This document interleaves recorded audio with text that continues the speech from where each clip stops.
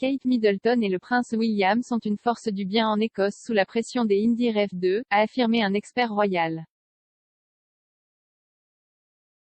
La question de la tenue d'un autre référendum sur l'indépendance de l'Écosse a été replacée en tête de l'agenda du SNP ces dernières semaines.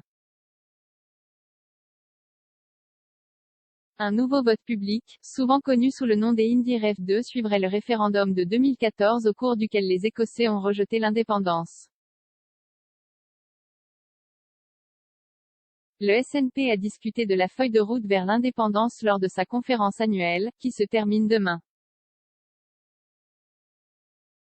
Tenue virtuellement cette année en raison de Covid-19, la conférence vise à rassembler le soutien des délégués pour une nouvelle poussée d'indépendance.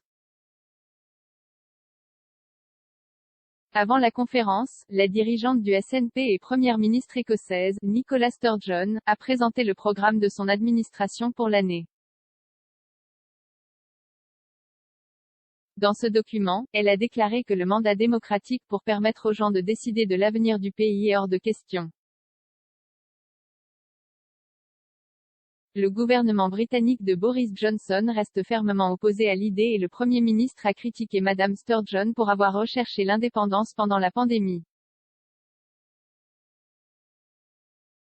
Un autre groupe de personnes également préoccupées par l'éclatement potentiel du Royaume-Uni est la famille royale, selon un expert royal.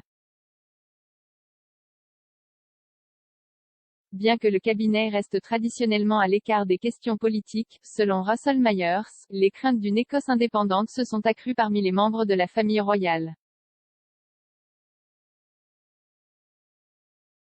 L'éditeur royal du Daily Mirror a fait la déclaration déterrée en juillet sur un épisode de Pod Save the Queen, un podcast hébergé par Anne Grippé. Monsieur Myers a expliqué qu'il avait entendu beaucoup de discussions sur les préoccupations de la famille royale concernant l'indépendance, et il a suggéré que certains membres du cabinet pourraient mener leurs propres offensives de charme au nord de la frontière. Il a dit, la de la reine famille royale supérieure n'ont tout à fait un problème avec le unioniste, ou l'éclatement de l'Union, question qui est en cours en Écosse pour le moment. Certaines pièces écrites récemment que les membres de la famille royale pensaient que les politiciens perdaient le COS. Certainement, les conversations que j'ai eues à la suite sont oui qu'ils pensent que William et Kate pourraient être une véritable force pour le bien au nord de la frontière.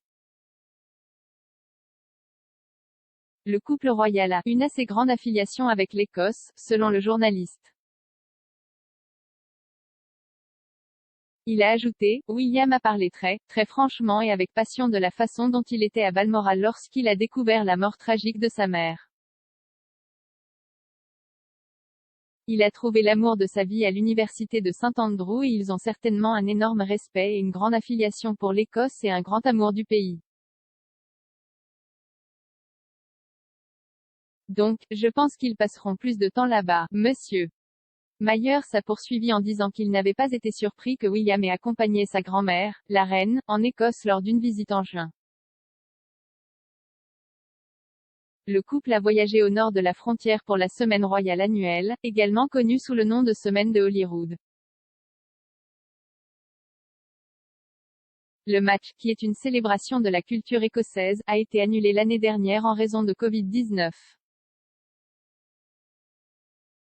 La semaine de Holyrood de cette année a vu William et la reine visiter Édimbourg, Glasgow et Stirling. Ils ont également visité l'usine du fabricant de sauvetage Ebar, où est fabriquée sa boisson mondialement connue Irn-Bru. Monsieur Myers a ajouté, lorsque la reine monte en Écosse, il n'est pas surprenant que la première personne à l'accompagner soit son petit-fils, le prince William. Parce que je pense qu'ils jouissent d'une certaine popularité en ce moment, et c'était en quelque sorte un coup de maître d'élever William.